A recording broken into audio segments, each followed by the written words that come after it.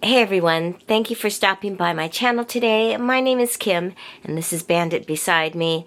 This is a very impromptu video. First of all, thank you so much for those of you who have newly subscribed or those of you who are just popping in to see what is happening here. And I was flabbergasted because, flabbergasted, is that a word people still use? I had mentioned that I was just 3 subscribers away from hitting that magical 1,000. I think I've been on YouTube for over 5 years and posting was just more of a hobby, and I enjoy kind of documenting my life here, and all of a sudden here I was getting closer and closer to that magical number. And thanks to all of you, thanks to the support of people that have been with me for quite some time online, because when I first came to Japan, online wasn't a thing. No internet, no social media, nothing. Thanks to all of you, we hit the 1,000. Bandit, yay!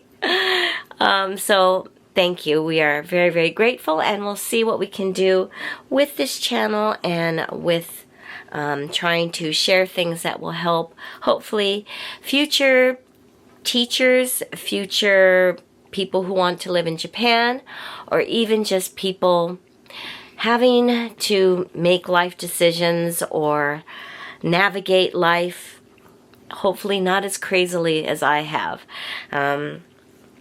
I just wanted to put this video in unexpectedly because things in my life just kind of tumbled down and we're on an upward course now, but it just kind of goes to show how things can change in a moment's notice. And I'm very lucky and blessed and grateful that the changes that have happened, as emotionally draining and scary as they were, are on a good course, and we're feeling optimistic about the future. I thought I could tie this all in with the Retirement Chronicles. So for those of you that don't know, I'm just starting out this new playlist called the Retirement Chronicles. This does, however, cross over to people who want to live in Japan or want to live in another country, period. It could just be a daily vlog. So let's go ahead and get started.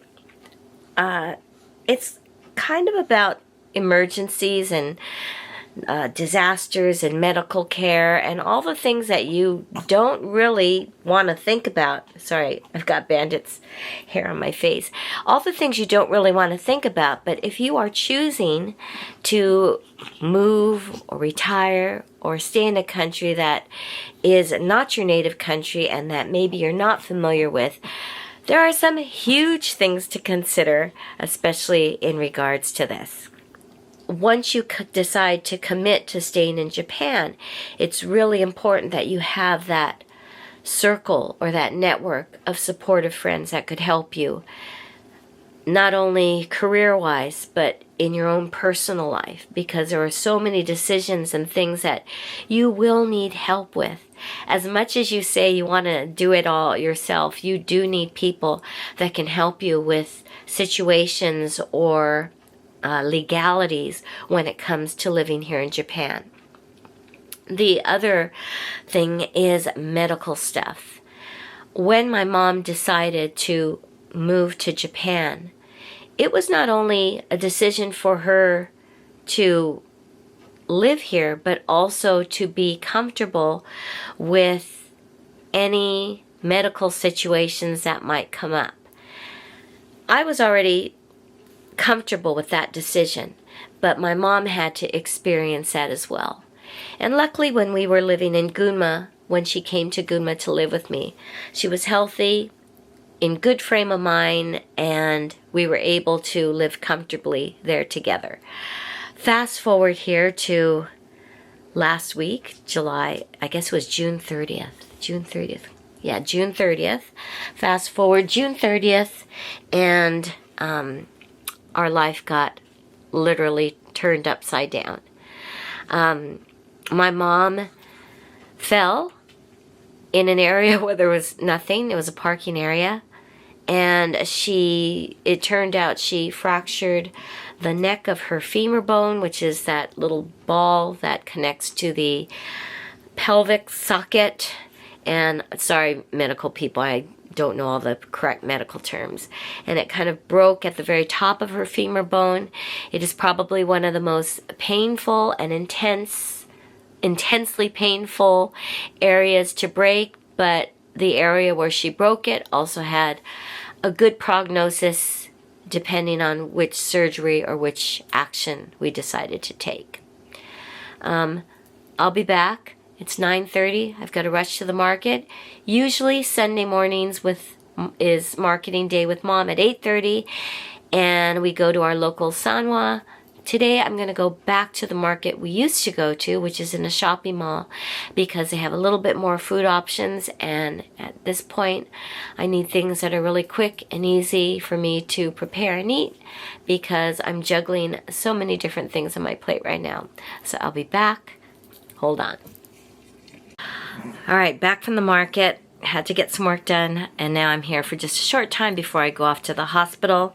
That's right, hospital. So here's what's been going on. On Sunday, actually a week ago today, we were at a parking area, which is like a big rest stop area where you can take a break if you're on a road trip or if you're on the highway, and we do this all the time. We were going to Shizuoka for our hair appointments, and on the way back I stopped off at a parking area and went to go get a cup of coffee while my mom went to go use the toilets. And when I came back, I saw her hanging onto a pole. She was in a lot of pain, but we managed somehow to get to the car, and it was very, very difficult to get her back from the car into the house. She was in a lot of pain, and I wasn't quite sure what was going on. She didn't think she broke anything, and she was able to bend and move her foot and leg. She did have a pretty mean bruise on her elbow. We went to the doctor and hospital afterwards on Monday, the next day, and after an x-ray and a CT scan and just a bunch of tests, we found out that my mom had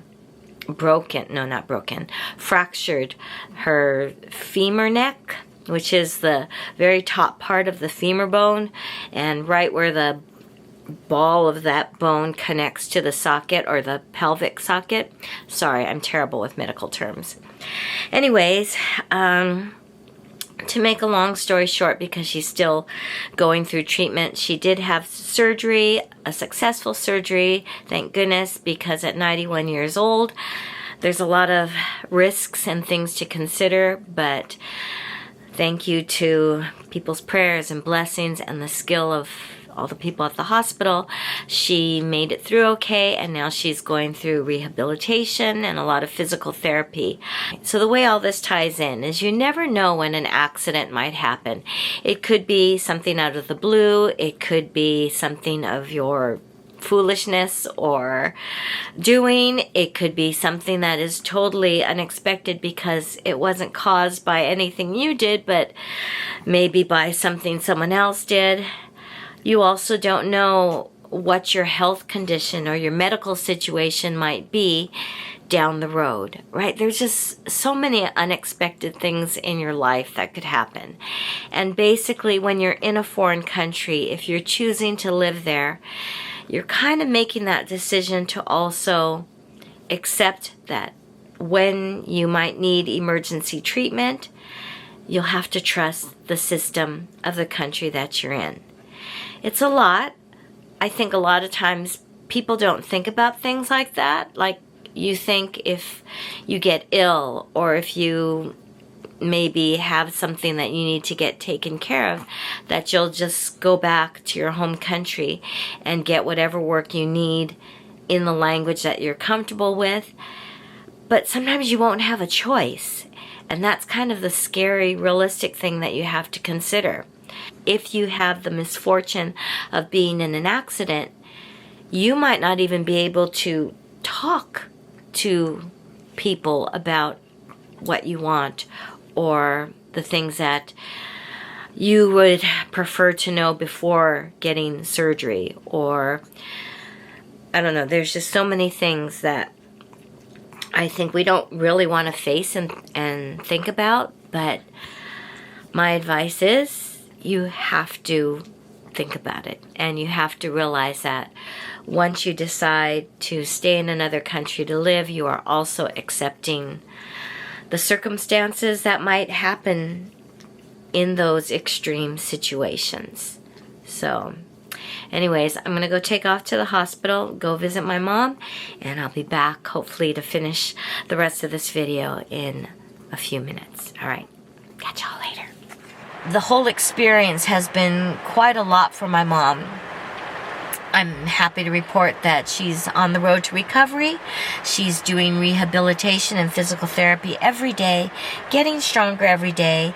She is now at the point where she is able to get in the wheelchair or the walker, and she has just started practicing walking with the walker.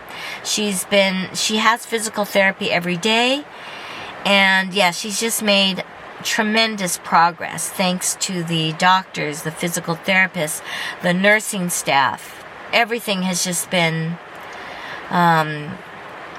such a relief, because we really didn't know what was going to happen. And I think the hardest part was the day they were admitting her into the hospital, that Monday when we were going through all the CT scans and stuff, because I was able to be in the room for most of the procedures, but she had to go through a series of tests before getting admitted to the hospital. And a lot of these tests were things my mom really hasn't had experience with. She had her first COVID test. She had to take an HIV test. I know those of you that know my mom are like laughing and saying, HIV test, your mom? She had to have lots of blood taken out for other types of tests. And I heard her crying. I heard her in discomfort. And, oops, is that my... Nope. She was in so much discomfort. It was really hard to hear, but the hardest part was because she couldn't walk to use the bathroom or the toilets, she had to get a catheter. I hope I'm saying that or pronouncing that right. A catheter in. And I've never heard my mom scream in pain. And I think that's the worst feeling, or the worst thing to experience is, I don't care whether it's, a relative, your friend, your child, your pet, hearing someone you love screaming in pain, and there's nothing you can do to help. It was devastating. And I was in the room next door. She had no idea that I was in the room next door. But I was in the room next door and I heard everything, and it wasn't pleasant. And I felt, you go through all the pains of feeling guilty, right? Like, if I didn't have to stop for coffee, we wouldn't have stopped at that parking area. And mind you, there was nothing, she didn't trip over anything. It was just her legs just gave out and tripped.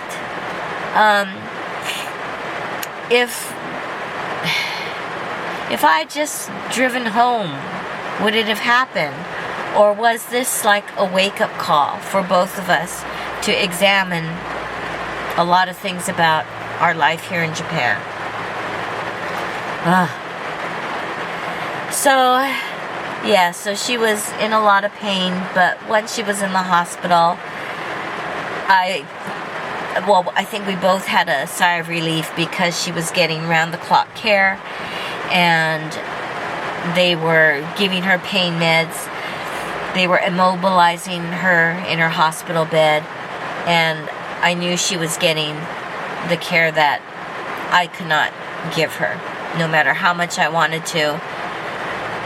I'm not a doctor, and we needed the doctor's care. All right, so let's go on to happier things. Happier things, 2 weeks later. Prognosis looks good.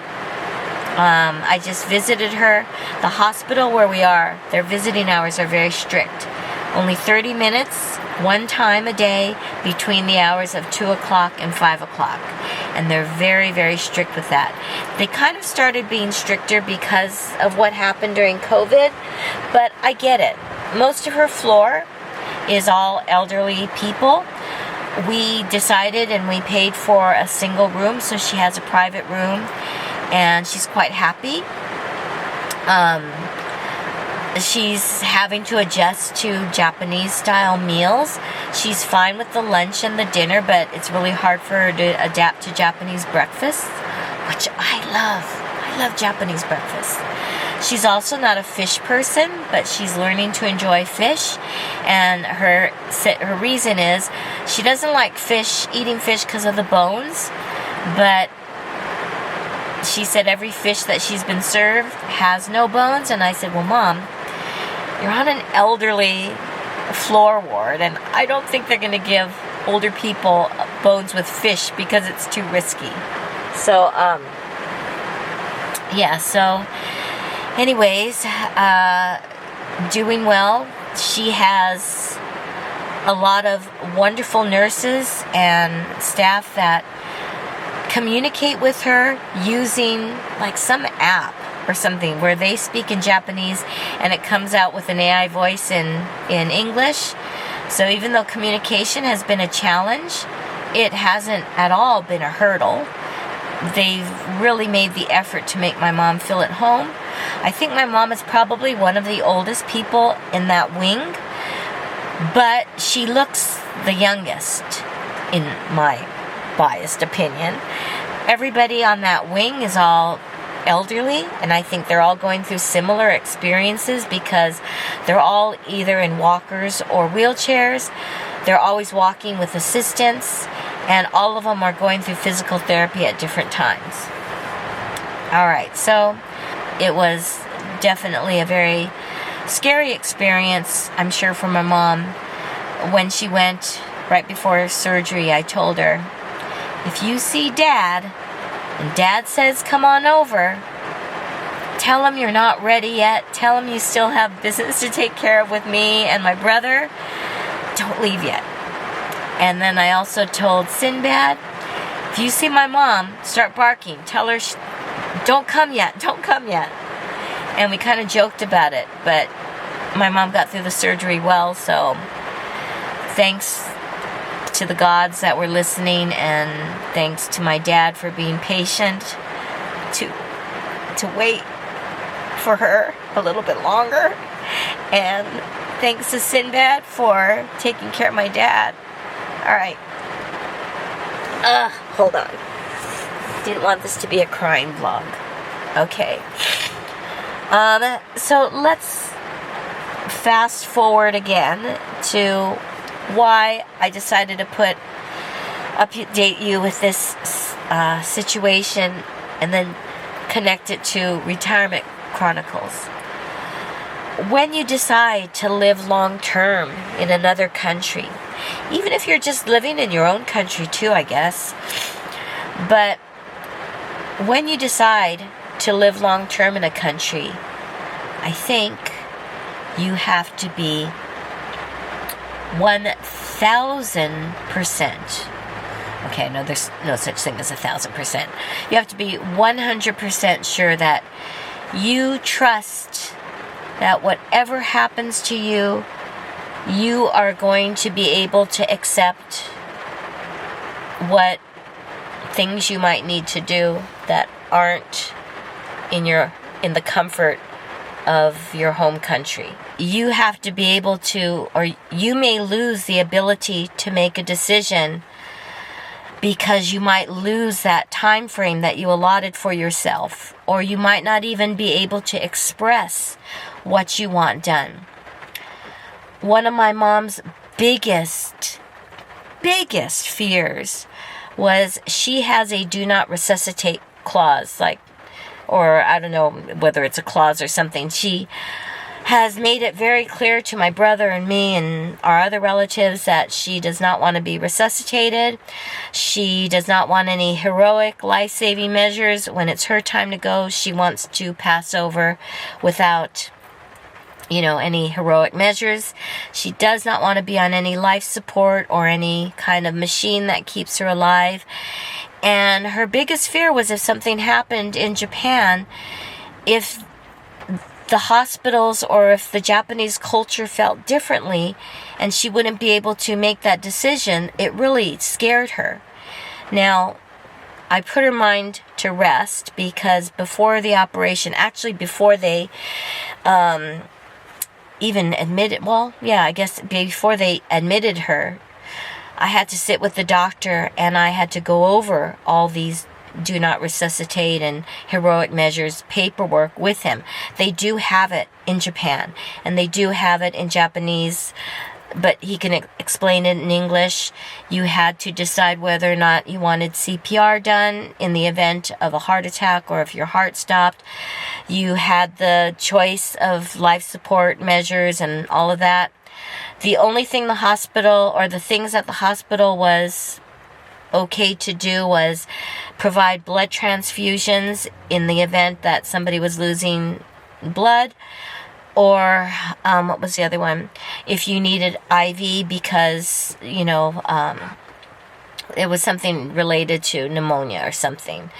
But my mom felt so much better knowing that she could go with the do not resuscitate clause, because she just didn't want to wind up a vegetable, or she didn't want to be on a machine hooked up here in Japan and unable to get that across. So luckily we got that all cleared, but it really makes you realize how important it is to discuss with your loved ones what you want and what you don't want in the event of an accident.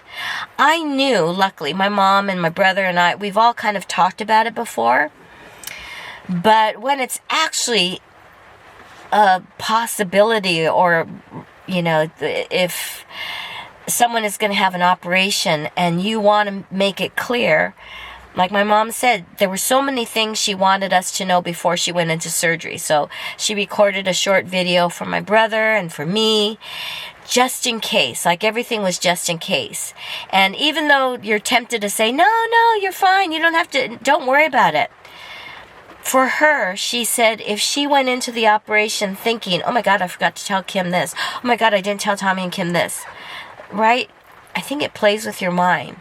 So I, in turn, also wanted her to be able to express anything she wanted to my brother before the operation and my aunt, and get everything that she needed to get out, because it was just for peace of mind. And, if you're in another country and all this happens, it just makes it even all the more harder, because right? You're probably stressed about a million things. The people that maybe would normally visit you or come help you in the hospital aren't there because they're in another country. And you're trusting people that don't speak your native language. So I think she was really, really worried. It's really hard to think about things like terminal illnesses or accidents or situations where you might lose something of your body, or there's just a million things that could happen.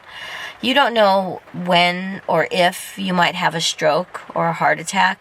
Nobody wants to think like that either. Like, you don't want to think, oh gosh, am I going to have this or this? Because we all want to live life optimistically and positively and just keep on going with our daily routines. But, I think you have to at least know that if you're making the decision to live in a foreign country, that you've got to be comfortable, or at least have people know all these decisions, because you just never know.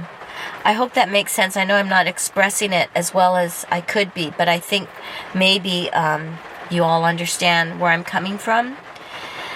You have to realize that if you're going to stay in another country, or if you're separated from your own family, when things like this happen, how realistically are you going to be able to be there and help who's ever taking care of either you or another family member?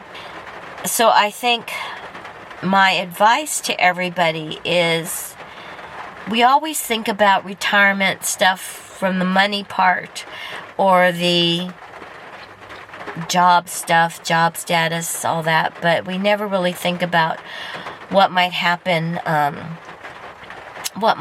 in the event of an emergency, or especially a medical condition. I'll share another story with you.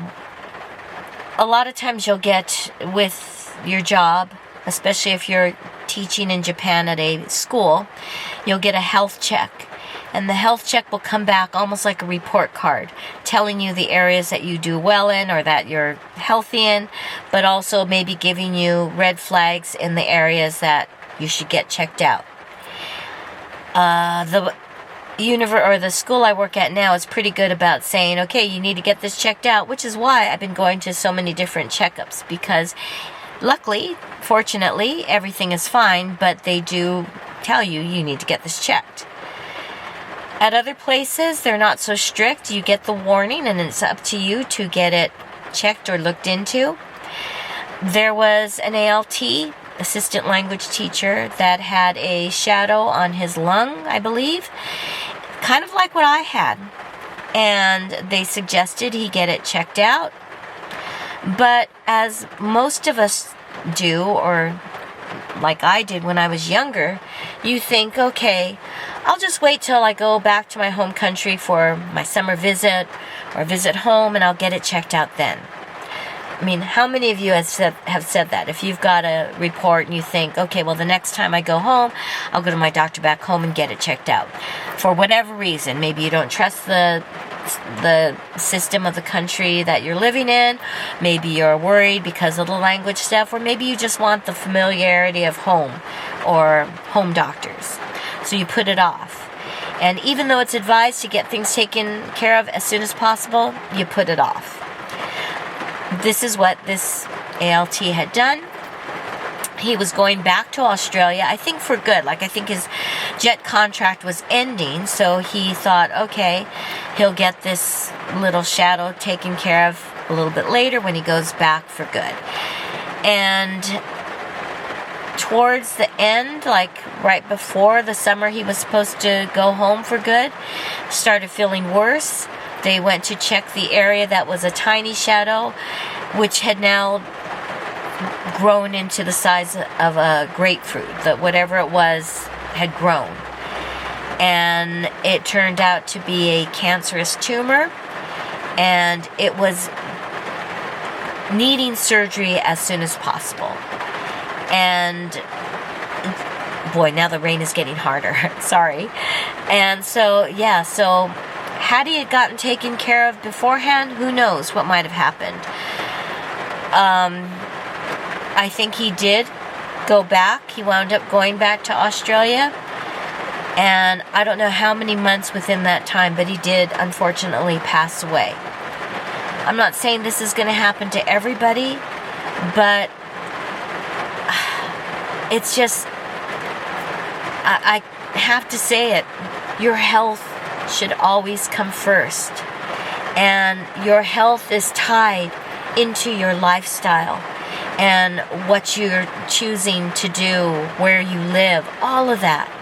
And so those kind of decisions play a super important role in whether you stay in a country, go back to your home country, or, you know, it's something you don't want to regret. It's not only for yourself, but it's also for your loved ones.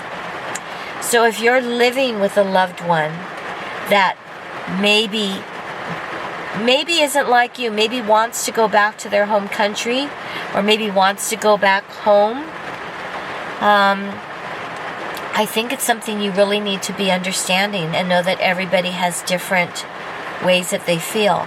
I'm also addressing this to my friends who have married Japanese nationals and went back to the U.S.